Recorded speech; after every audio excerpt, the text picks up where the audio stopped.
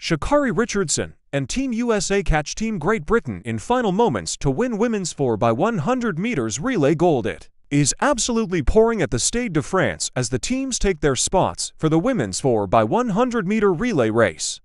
Huge roars for the French team and Team USA as they take their spots, coming out into the deluge from under the stadium's roof. The crowd sings Allez Les Bleus to encourage the French team.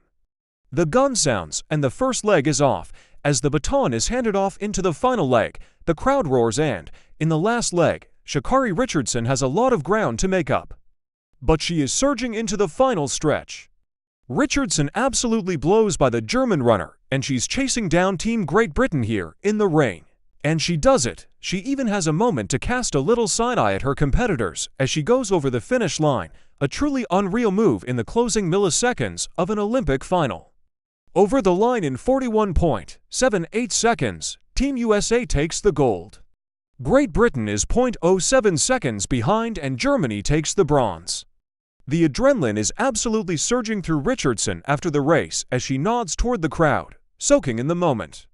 It's her second incredible final 100 meters, repeating the feat she accomplished during qualifying by just hunting down and passing the competition in the final moments of the race.